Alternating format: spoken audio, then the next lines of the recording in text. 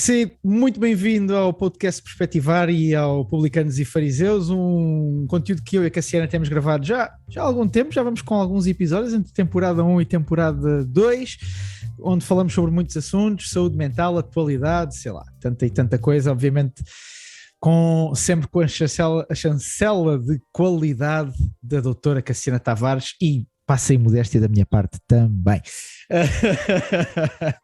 Mas nós, como eu disse, isto faz parte de um podcast mais amplo, que é o Perspectivar, onde falamos especialmente sobre assuntos de saúde mental. Há algumas coisas preparadas no forno agora para o primeiro trimestre de 2022, por isso quero-te aconselhar a dar uma olhada no podcast. Podes encontrá-lo em todos os agregadores, no Spotify, Google Podcasts ou em qualquer outro que costumes utilizar, é gratuito. Podes ouvir de forma gratuita e temos muitos dos conteúdos, não todos, mas muitos dos conteúdos nas redes sociais.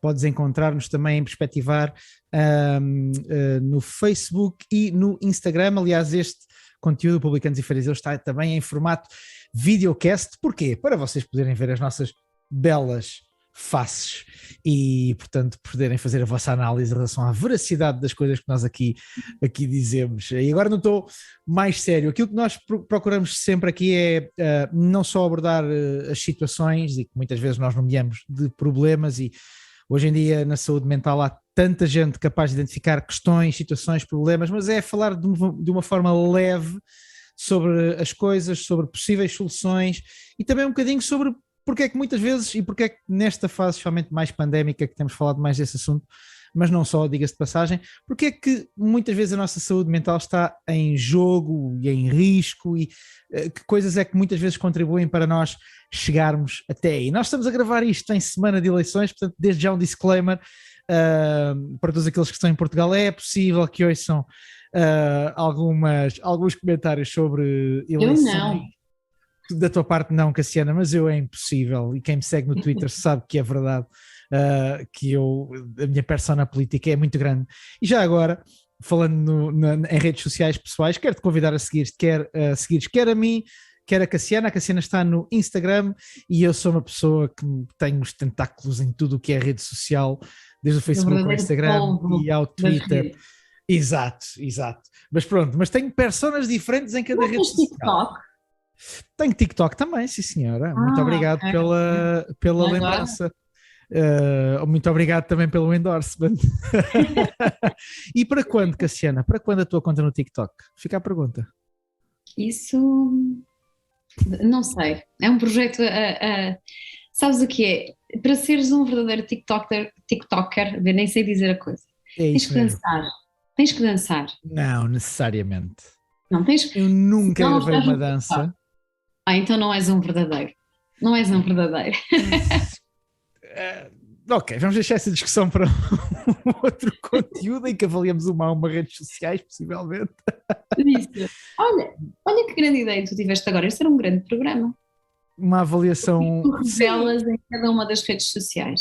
Por acaso acabei de ter uma excelente ideia para um programa. Eu não sei se isto vai para o podcast ou se eu vou cortar, mas imagina só um videocast onde nós fazemos scroll pelas redes sociais e falamos sobre o que é que estamos a ver. E, inclusivamente, provavelmente íamos ter muito conteúdo para falar sobre saúde mental, acho eu. E gravávamos as nossas caras de choque. Isso. Exatamente.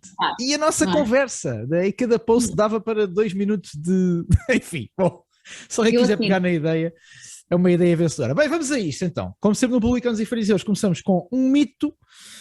E hoje o mito é à volta, aliás, todo o nosso programa de hoje, todo o nosso podcast, videocast de hoje vai andar à volta de uma palavra quase maldita na língua portuguesa, mas com a qual, e já houve um Publicanos e Fariseus em que falámos sobre isso, ou em que aflorámos de uma forma leve este assunto, uma pergunta com a qual as gerações que nasceram nos anos 80, 90, 80 no meu caso, obviamente, anos 90 no caso da doutora Cassiana, exato. Uma palavra com a qual nós nos habituámos a conviver quase desde que somos bebés, que é a palavra crise. E a minha pergunta de hoje, o mito de hoje, eu vou aqui só ter que tirar as minhas notas, só para não falhar exatamente a frase, mas o mito de hoje é muito simples. Cassiana, atenta bem. Onde é que está o mito? As crises podem ser um bom ponto de partida para a nossa vida? Sim ou não? Vamos lá isso. Exato. Claro que sim. Ok.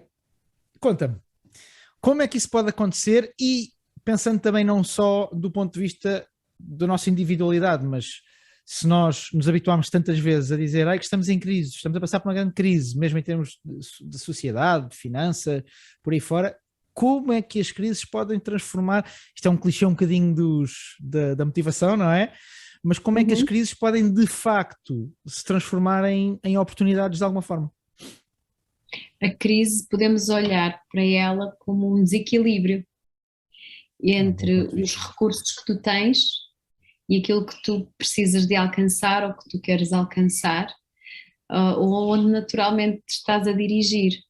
Se nós olharmos para o desenvolvimento humano, ele está repleto de pequenas crises e os obstáculos que nós vamos encontrando ao longo da vida, eles ajudam-nos exatamente a desenvolver esta capacidade de as superar. Por isso, quando nós somos adultos e esta palavra nos cai em cima, por exemplo, sobre a forma de um problema de saúde mental, depois já temos mais camadas com as quais temos que lidar e a vivência, à primeira vista, pode não ser positiva. Mas, e cada vez mais eu tenho falado disto nas aulas e na supervisão clínica, quando nós olhamos para uma depressão, por exemplo, eu não estou a ver a pessoa deprimida à minha frente e a explicar o que ela faz porque está deprimida apenas. O que eu estou a ver é resultado de alguma coisa. Interessa-me a mim perceber que aquela depressão é o resultado, muito provavelmente, de algo que aconteceu na vida daquela pessoa. Podem ser padrões que já vinham e que por algum momento, por algum motivo, aliás, ou vários motivos, se desencadeia a crise e a pessoa chega aí, mas isto é o resultado de alguma coisa e faz parte da parceria que eu faço em consulta com esta pessoa, de ajudar a transformar exatamente esta, eu vou chamar-lhe um sintoma hoje, em vez de um problema de saúde mental ou uma doença, este sintoma de depressão que está ali e que é uma grande crise na vida da pessoa, encontrarmos um ponto de equilíbrio, claro que sim, e ferramentas, competências que permitem regular as emoções outra vez, e quando a pessoa já está nesse equilíbrio, então agora vamos alargar isto e aproveitar esta crise que se instalou para trabalhar nos fundamentos, naquilo que fez com que tudo isto acontecesse, não é? E mesmo quando chegamos a este ponto, é aqui que eu queria deixar a nota, nós podemos usar esta crise de saúde mental para, eu quero ser assim bem atrevida hoje nas minhas palavras, renascer, não é? E chegar a um novo equilíbrio na minha vida, principalmente sem medo das crises, porque depois da cura de uma depressão, da ansiedade, do pânico, não quer dizer que acabou e não vais enfrentar outro desafio a seguir. Como da mesma maneira, abrindo isto para o social, nós encontramos estabilidade, por exemplo, vamos sonhar agora, tínhamos um sistema de educação brilhante.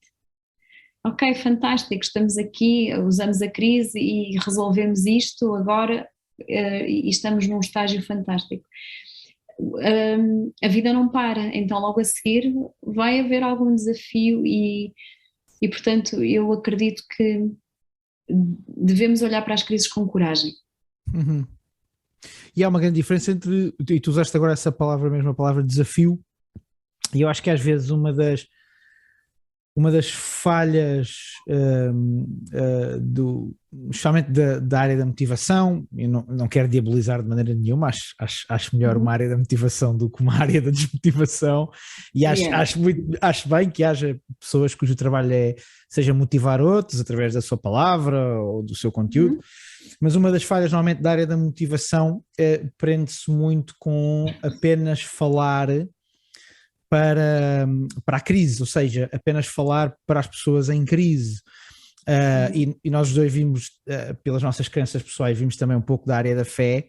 Acho que por vezes também na própria fé se coloca demasiado os olhos na crise em si, ou seja, no ponto extremo. Ou seja, às vezes E eu acho que este é o ponto onde às vezes podemos não ser tão claros. Dar a Ok. entender às pessoas que uma alteração, que essa tal mexida, só pode acontecer em momentos de crise, e isso é uma falácia, porque há desafio, nós passamos por montes de decisões e por Sempre. montes de pequenas crises, pequenas situações onde nós podemos fazer mudanças, nós podemos mudar coisas na nossa vida, no nosso comportamento, na nossa maneira de ver as coisas, sei lá, por aí fora.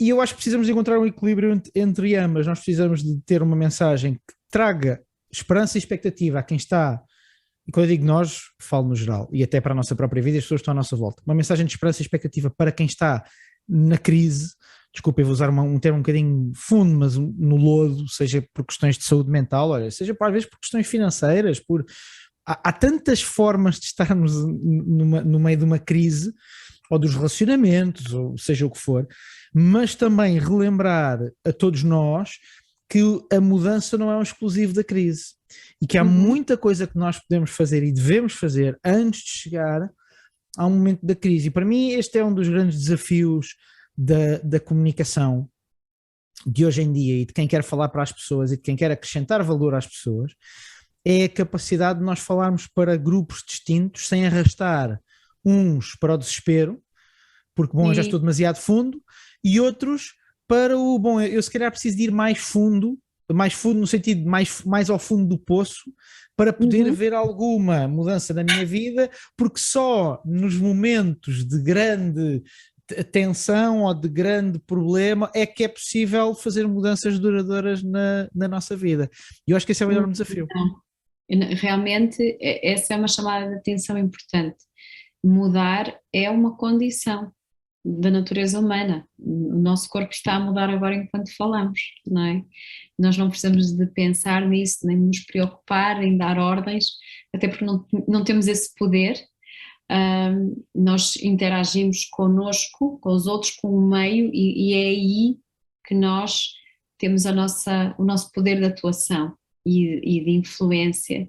E aí sim, nós podemos ser intencionais, porque nós vamos mudar de uma forma ou de outra. Mesmo as pessoas que dizem que nunca mudam, eu nasci assim e vou ficar assim, e a pessoa nunca muda, muitas vezes está a ser mudada pela força das circunstâncias, não é? Certo. Nós, se pensarmos nas rochas e no mar, vai acontecer, a erosão vai acontecer, e a vida causa-nos esta erosão, este desgaste, estas transformações, nós vamos lhe responder, e é preferível que seja com alguma intenção, com alguma antecipação. Há tantas coisas que podem ser diferentes na nossa vida se nós pararmos para pensar sobre elas, desligarmos do automático até chegarmos às grandes crises.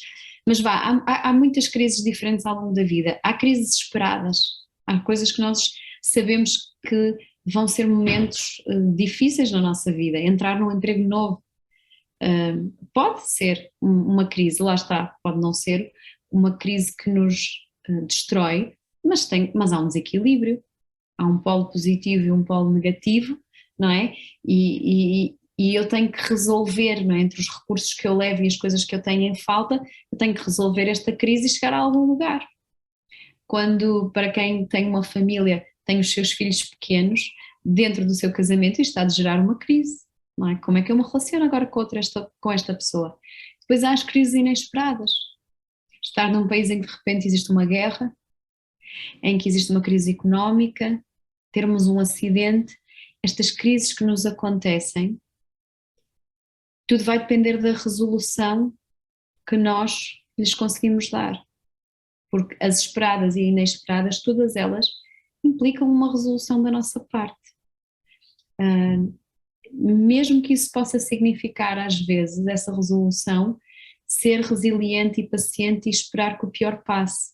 E nisto estou a pensar em situações como o luto, por exemplo. E há dias estava a ver uma notícia de uma família que sofreu um acidente gravíssimo e a pensar no significado disto para esta família, como é que o estão a viver e a dura crise, que de uma forma inesperada também é preciso uma resolução, não é?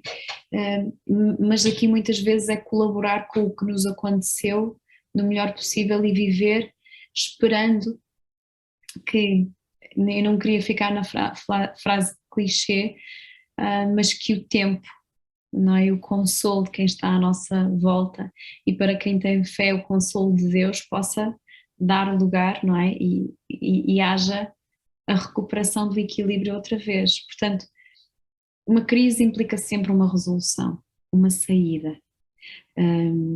E acho que isto também é importante ter em mente.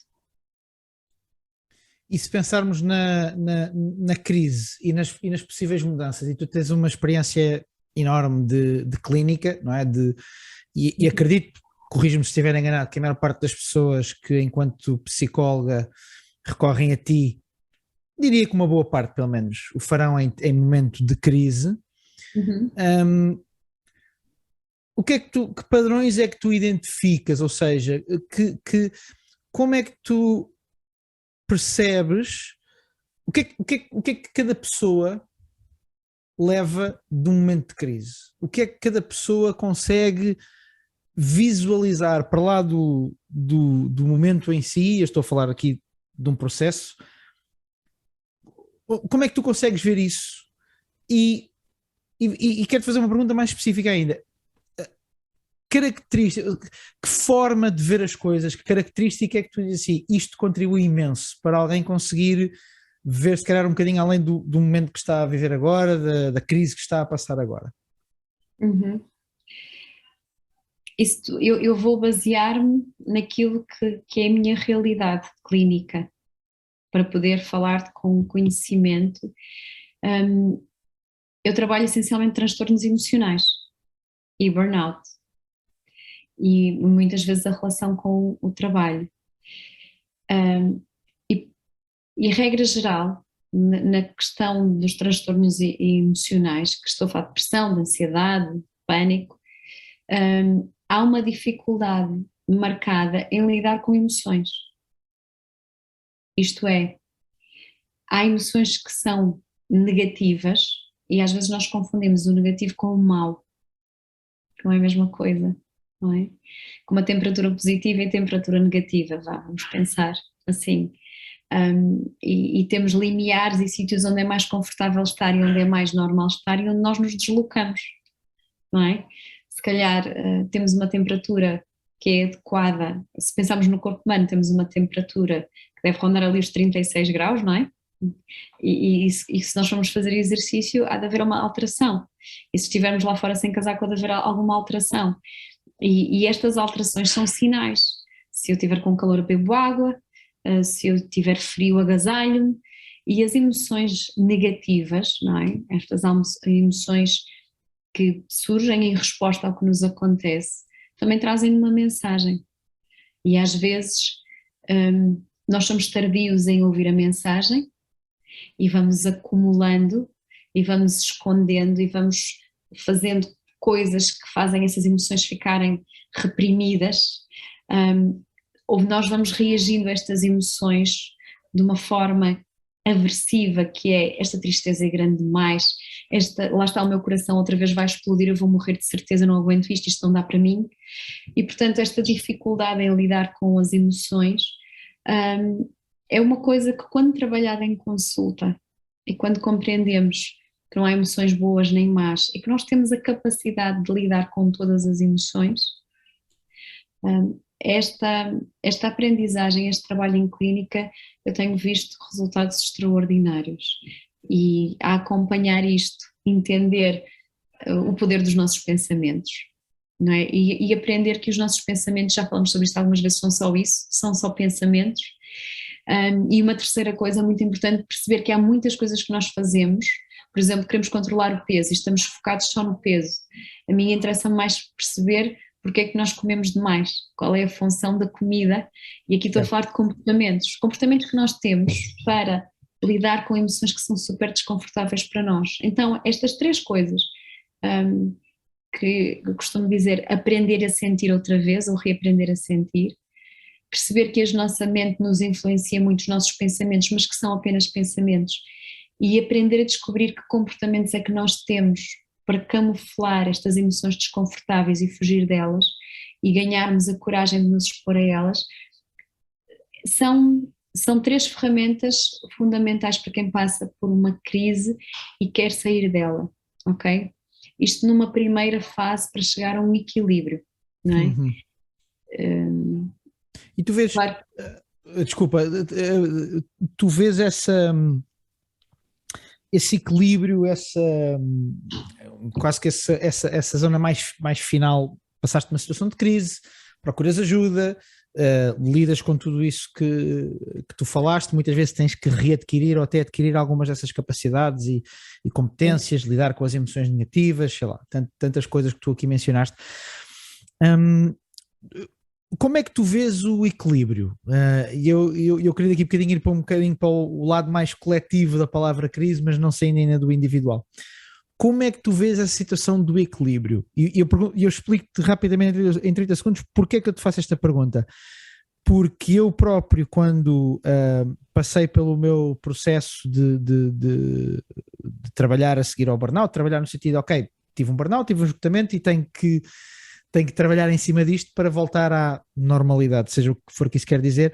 E uma das coisas que eu me percebi é que a minha normalidade, o meu equilíbrio anterior não existia, ou seja, aquilo que eu considerava equilíbrio, agora olho e há muitas coisas que já estavam desequilibradas. E a minha pergunta é: quais são para ti os pontos-chave desse equilíbrio? Porque eu acho que uma das grandes dificuldades da recuperação do burnout, de uma depressão ou de uma outra condição de saúde da mente é que temos uma ideia, como é que eu vou pôr isto? A nossa ideia do nosso anterior eu, do nosso eu anterior a um burnout é demasiado romantizada. Percebes o que eu quero dizer? Isso faz com que depois qualquer coisa, nós chegamos a um sítio e achamos sempre, mas isto não é o que era. E às vezes, pelo menos a minha experiência, não é verdade. A tua pergunta é mesmo muito pertinente e eu vou partir do que estava a dizer, aquelas 3 competências, não é? Lidar com as emoções, lidar com os pensamentos, lidar com os comportamentos, permitem recuperar de um transtorno emocional.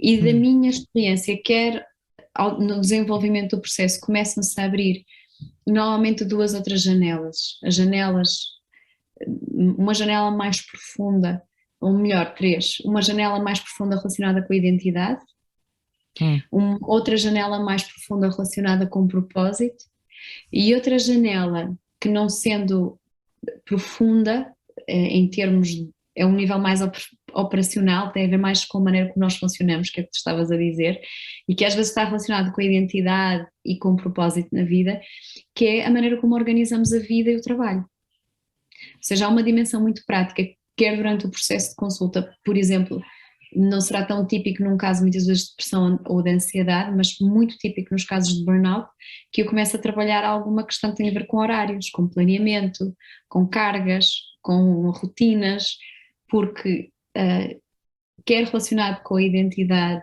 que é às vezes a mensagem do que eu tenho que provar, do que eu tenho que superar, de alcançar o meu propósito, de atingir aquela meta, não é? Começamos a ter um tal equilíbrio, um equilíbrio desequilibrado. Então eu vou-te dizer o que é que para mim não é equilíbrio. Eu sentada a fazer meditação 3 vezes ao dia e a fazer o chá ou estou zen, ok? Isto para mim não é equilíbrio, ok? Deixa-me riscar uma coisinha aqui no meu caderninho. Portanto, deixa-me agora fazer aqui respirar 3 vezes para ter a certeza que nós temos estratégias para nos acalmar, não é? E principalmente quando estamos a sofrer, por exemplo, de pânico, ou temos depressão com ataques de pânico, ansiedade com ataques de pânico, ou sofremos de síndrome de pânico, tudo isto podem ser possibilidades. Temos ferramentas para ajudar naquele momento. A pessoa respirar, colocar os pés no chão, coisas específicas que trabalhamos em consulta. E fazendo aqui um parênteses, eu costumo dizer, lembra-se quando eu ia ao parque infantil em criança, aquelas sensações todas, não é, que nós tínhamos, vou vomitar, tenho a cabeça a andar à roda, aquilo era horrível mas super divertido, porque estava no parque infantil. Quando crescemos e de repente sentimos os braços ficarem gelados, um zumbido, parece que a cabeça deixou de funcionar, o coração está a bater, o ar não passa, não tem graça nenhuma. É um ataque de pânico, não tem graça nenhuma.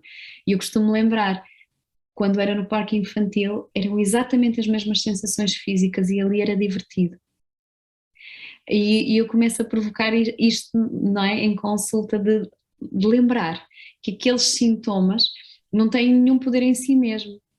São apenas um significado que nós aprendemos e que com o tempo nós vamos desgravar isso. Mas isto aqui é uma nota para ficar só, para quem eventualmente possa estar a precisar de uma imagem para ajudar quando essas sensações aterradoras vêm lembrar que elas não são perigosas naquele momento. O significado que nós estamos a dar aqui é respirar, pôr os pés no chão e focar no sítio em que nós estamos. Voltando ao equilíbrio, para mim o equilíbrio é ter a capacidade de responder às exigências do momento. Por exemplo, se eu quiser ir correr, o meu corpo vai se desequilibrar para encontrar um novo equilíbrio. O meu coração não bate à mesma velocidade quando eu estou sentada a ver uma série quando eu estou a correr. E eu estou em equilíbrio das duas formas. Então eu tenho a capacidade para ter este arranque. Isto significa que eu tenho que ter recursos, que tenho que ter capacidades, que tenho que ter um treino específico, que eu tenho que descansar, que eu tenho que treinar, que eu tenho que alimentar-me. Portanto, o que eu quero dizer com isto é que o equilíbrio está em constante alteração em função das exigências e muitas delas têm que ser antecipadas. Se eu quiser correr a maratona, não posso ir amanhã, não estou preparada. Não tenho equilíbrio para isso, não é? Certo. Tenho equilíbrio para correr se calhar 10 km e não me pressionem muito com a velocidade, ok? Agora, se eu quiser fazer a maratona, eu tenho que treinar para que o meu corpo consiga atravessar esses diferentes padrões e estar equilibrado para isso, não é? Ele experimenta um desequilíbrio, adapta-se e a vida é isto. E alargando para a sociedade, eu acho que há muitos desejos que nós podemos ter socialmente e temos muitas crises em muitas áreas em Portugal e não as resolvemos exatamente porque não as antecipamos e não buscamos equilíbrio. Equilíbrio social não é uma coisa que se encontra em 2022 e fica para sempre, porque dali a 2 anos acontece alguma coisa e já perdi outra vez. Eu tenho é que criar estruturas sociais, políticas, que me permitam, tal como um atleta se treina para as maratonas, não é? Que me permitam ganhar equilíbrio para isso. Não sei se isto está a fazer muito sentido para ti. Faz, e ainda bem que foste buscar o lado coletivo, porque essa era a segunda parte do tema que eu gostava que nós abordássemos hoje, porque estamos em semana de eleições e o podcast vai sair, o videocast e o podcast vão sair na sexta-feira antes de umas eleições legislativas, que é provavelmente o momento mais alto da democracia portuguesa, seja lá o que for que esta frase queira dizer, mas e nós já ao de leve tocámos neste assunto num outro Publicanos e Fariseus, mas é um bocadinho cansativo para um português nascido nos anos 80, que é o meu caso, nós constantemente estarmos a associar ao nosso país a palavra crise, mas a verdade é esta, a verdade é que andamos um bocadinho de crise em crise e a conversa é sempre a mesma, e mesmo quando não há uma crise tratamos de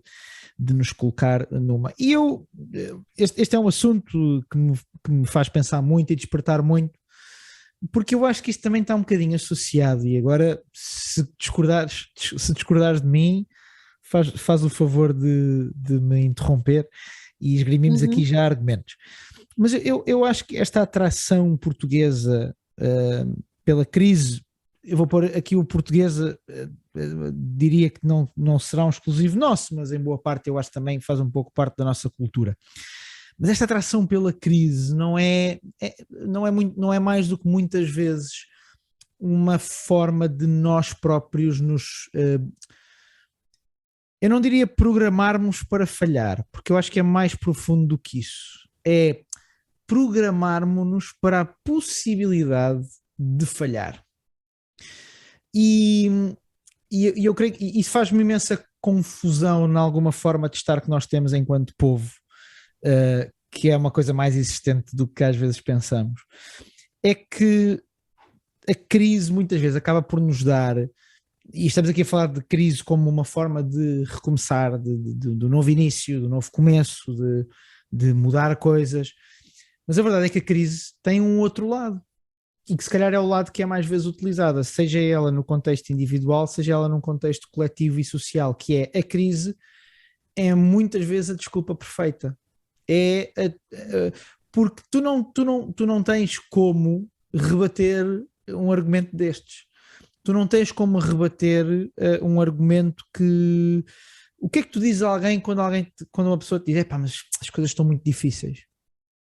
É verdade, há coisas que de facto estão muito difíceis, e a minha pergunta é, e alguma vez vão deixar de estar, e alguma vez nós vamos ter todas as condições reunidas necessárias para, este pelo menos é o meu shot, no que toca à maneira como nós encaramos a crise, é que acabamos por criar um subterfúgio excelente para que, se alguma coisa falhar, nós já sabemos para onde é que direcionamos os nossos olhos, nós já sabemos qual é o alibi, nós já sabemos de quem é a culpa.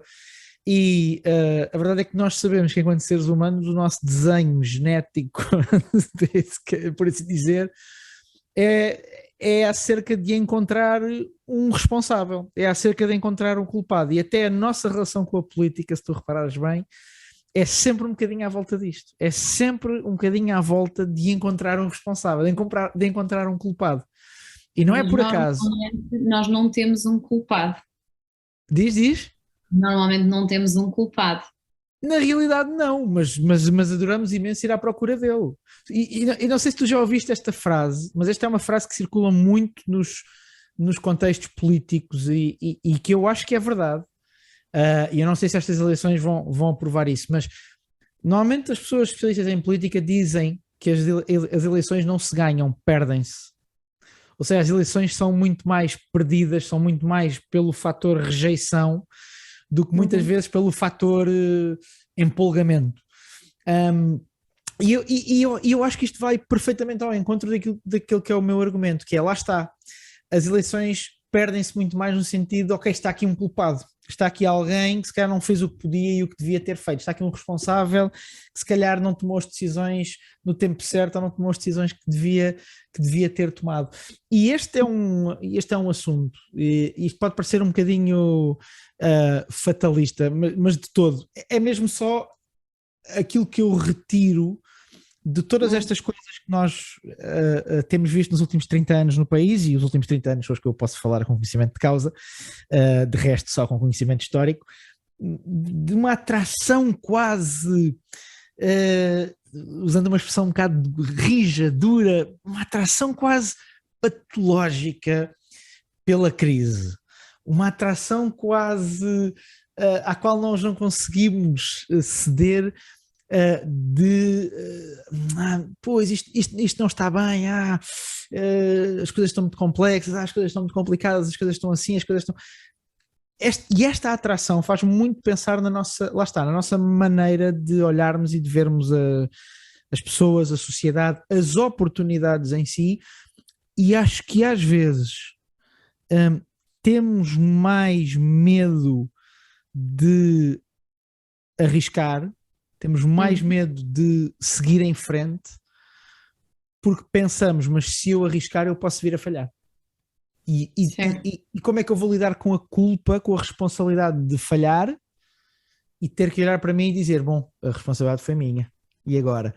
E eu acho que isso faz com que esta palavra, lá está, esta palavra crise, seja tão presente no léxico dos portugueses, porque encontras nessa palavra um beck, quase que um pensamento que está sempre presente cá atrás, que pontua todas as nossas ideias, todas as nossas posições, de que se eu falhar tenho um responsável. Foi a crise. Lá está, se calhar não há culpados, há a crise, que explica tudo, não é? Exatamente. Quando nós chegamos aqui já estava assim. Eu confesso que agora deixaste-me a pensar que eu gostava de ter muito mais conhecimento psicológico e sociológico e até antropológico da nossa realidade portuguesa, só nestes minutos que tu falaste eu pensei, epá, há muita coisa que eu não sei sobre nós do ponto de vista científico, o que é que está, que perfil é que eventualmente pode estar traçado para nós, há algumas coisas... Se tu não tens esse conhecimento, meu Deus, vou apagar tudo o que acabei de dizer, porque se tu não tens, imagina eu. É engraçado que estava a ver um estudo feito sobre as questões de género no trabalho, lá estamos nós a voltar aos temas quentes, não é? E que Portugal seria um país bastante moderado, nada de machos latinos nem nada que se pareça, muito pelo contrário, uma participação muito presente das mulheres no mercado de trabalho e eu não vamos ressuscitar as questões da liderança e todas essas no feminino, mas com uma postura muito moderada e a presença das influências dos dois géneros claramente no trabalho. A única coisa que me ocorre dizer, do ponto de vista psicológico do que tu disseste, tem a ver com a resolução da crise. A resolução da crise não significa embrulhar aquilo que foi a nossa vida toda e deitar fora. A resolução de uma crise ao longo da vida, e sejam as esperadas e as inesperadas, passa muito por responder às exigências que eu tenho no momento, no meio com as pessoas, agregando aquilo que é novo e pegando naquilo que eu já trazia. E conseguir fazer este balanço entre as coisas positivas e as coisas negativas e prosseguir. Eu acho que socialmente por falta de boa direção, tem sido difícil não ter uma boa resolução das diferentes crises. Certo. Porque por um lado tens muito um estilo de ruptura, que é a crise, vamos fazer de novo. Então, quando estás sempre a fazer de novo, não tens estruturas sólidas onde há umas semanas nós falamos sobre a espinha dorsal, não é? Não há nada como uma espinha dorsal que tenha... que se mantenha, que organize e resolver uma crise não passa por romper só. Parece que nós estamos sempre à procura de uma revolução de alguma coisa. Vamos revolucionar a saúde, vamos revolucionar a tecnologia, vamos revolucionar a educação. Mas aquilo que nos faz viver bem, e vamos voltar ao que tu disseste atrás, não é só as grandes resoluções, não é só porque estalou uma enorme crise e agora vamos conseguir revirar a nossa vida toda. A resolução de uma crise também pode ser por estágios, por etapas, por fazer bem naquilo que é o pequeno, não é? Impor estrutura e socialmente creio que passaria muito por aí. É impossível quando tu tens um país com os déficits que nós temos, esperar que numa legislatura, não é? Se aperta um botão mágico, claro.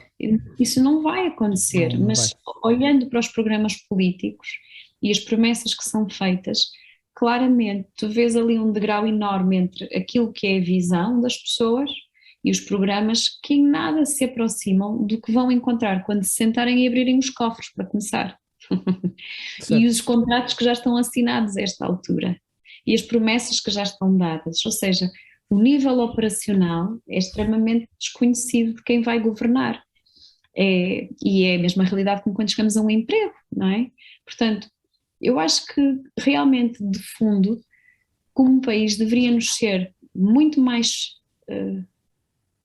natural e fácil olhar para a crise, parti-la em pedaços geríveis e procurar a resolução, não usá-la como uma desculpa, mas também não colocar o TNT cada vez que entramos numa organização, porque pode ser aplicável aí, não é? Chega um novo diretor-geral, ok, vai reformular tudo, é incrível. Claro, as pessoas trazem sempre as suas ideias, o seu ADN, mas ganhamos tanto, a não ser que realmente seja o Estado seja tão mau, tu tens que reformular tudo. Olha que até, como tu dizias, quando uma pessoa passa por um processo, depois olhamos para trás e vemos que havia coisas que não estavam bem, certo? E vamos ter que lidar com elas, mas das frases mais incríveis de ouvir em consulta já me sinto eu. Então, um processo psicológico para resolver um problema de saúde mental não é fazer uma pessoa nova, embora ela se possa sentir muitas vezes nascer, mas a identidade dela está ali, eu estou aqui e tenho que mudar coisas na maneira como eu viver. Então, socialmente deveria ser o mesmo. Numa organização qualquer que ela seja, num Ministério da Saúde, da Educação, da Justiça, na execução daquilo que é a política do país, há de haver alguma coisa de identidade que lhe fica e que depois se transforma aquilo que precisa de ser. E tu disseste uma coisa extraordinária quando falaste no facto de estarmos sempre a provocar rupturas e sempre a provocar, quase que sempre a partir para fazer de novo, e eu acho que essa é muitas vezes uma das coisas mais exasperantes na nossa sociedade, é que há quase uma tendência constante para isto tem que ser partido, isto tem que ser destruído, isto tem que ser refeito do zero, e é muito difícil enquanto sociedade nós avançarmos sempre em cima de cacos, e muitas vezes eu acho que é o que estamos a fazer, e é engraçado. Eu sou um apaixonado por história, e quando eu digo apaixonado é talvez o conteúdo que eu mais consumo, porque eu gosto muito de história, e falando um bocadinho do português, é muito difícil fazer esta generalização, mas é muito interessante ao mesmo tempo quando nós estudamos a história, e parece que quase que há coisas que ligam, que de repente dizem, então, e por isso é que enquanto povo nós temos tendência a e é muito interessante porque o povo, aliás, alguns historiadores que fazem questão de colocar a grande tensão portuguesa na história nos últimos 1000 anos, desde que há Portugal, e mesmo antes disso, na altura dos visigodos, dos suevos, em que a grande tensão que sempre fez avançar o país foi a luta entre os pequenos e os grandes.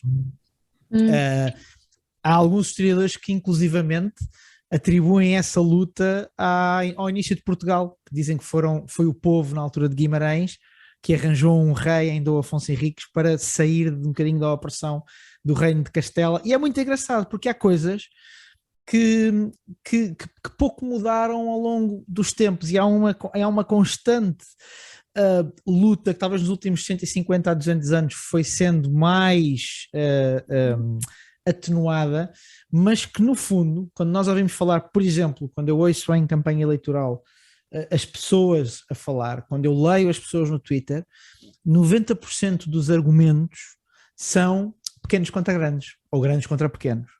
E 90% do argumento para não fazer uma coisa é, por exemplo, mas isso vai beneficiar os grandes. E ninguém pensa, ok, e isso vai beneficiar os pequenos também? Não, o argumento é sempre, isso vai beneficiar os grandes, e portanto se vai beneficiar os grandes, isso não é bom, não vamos por aí, não vamos fazer isso.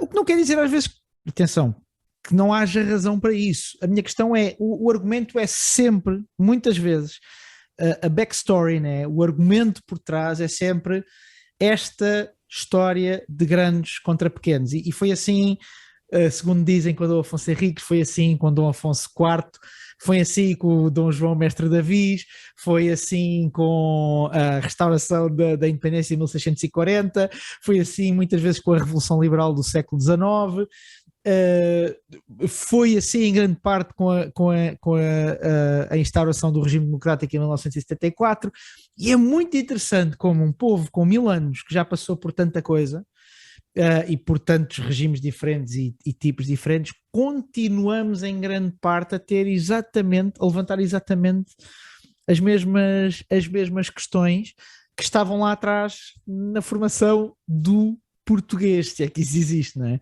Mas é engraçado. É muito interessante, e longe de mim, eu sou apenas um curioso e adoro ler e ver coisas sobre a história, sobre a antropologia e por aí fora, mas não estou longe de ser um especialista. Mas é muito interessante ver como estes pontinhos, e ainda há mais alguns, mas eu não vou, porque senão daqui a bocado o podcast tem 1h30, o episódio de hoje. Vou calar-me. Vou ficar caladinho um bocado. Mas isso fica para o outro. I rest my case. I rest my case. Para quando um episódio sobre história? É um dia destes. Olha, o que é que tu achas? Eu estou preparada. Aí tens que me deixar ler. Tens-me deixar falar. A gente fala sobre isso. Não sei, vou deixar os nossos ouvintes e espectadores dizer o que é que acham. sobre a história da saúde mental, a história do português e a maneira... Não, vamos por aí fora. Bem, o nosso programa já vai longo, eu vou só deixar aqui, de certeza que a Cassiana vai dizer alguma coisa sobre este assunto. O meu para o mundo que eu quero sair daqui é: vão votar. Se estão a ouvir isto na sexta, se estão a ouvir isto no sábado, se ainda é domingo e se ainda não são 7 da tarde, que é a hora que fecham as urnas em Portugal, agarrem, levantem o vosso traseiro do sítio onde estão, agarrem vocês, vão votar, exerçam, é um dever, é um direito, mas e é um dever. Nós podemos dizer aquilo que queremos para o próximo quadriênio e façam-no. Seja qual for a vossa, aquilo que vocês acreditam politicamente, mas esta é a altura para nós nos fazermos ouvir, por isso quero incentivar todos vocês a votar para que, olhem, para que no dia 31 possamos nos levantar e ter um governo para 4 anos, que eu acho que isso seria bom para o país, digo eu. Da Cassiana. Muito político agora. É, não é? Sim. Eu gosto de eleições, mas ir votar de 2 em 2 anos para o governo cansa um bocadinho. Eu gosto de eleições, mas acho que há limite. Certo, estas aqui, tu disseste há bocado e tenho ouvido muita gente dizer isto é histórico, eu acho que tudo o que estamos a viver é histórico, não é? E este é um momento também. Eu gostava de despedir-me agarrando-me à ideia da normalidade da crise e não no sentido de a normalizar porque estou em crise e agora é esperado que eu não possa fazer A, B ou C, mas que há crises esperadas e inesperadas ao longo da nossa vida, que nós nunca sabemos o que é que vai acontecer connosco, mas das crises pode haver um ponto de partida, que era a tua pergunta, não é? Para chegar a um sítio novo, havendo a resolução. E eu acho que isto é fundamental, olhar sempre para a necessidade e a oportunidade de haver uma resolução. E o apoio é tão importante. E aqui eu estou a falar de pessoas à nossa volta, que nos ajudam a ver as coisas de outra perspectiva, de outro ângulo, porque é muito difícil quando, usando a tua frase, estamos no lodo, não é? Qual resolução? Não há uma saída daqui.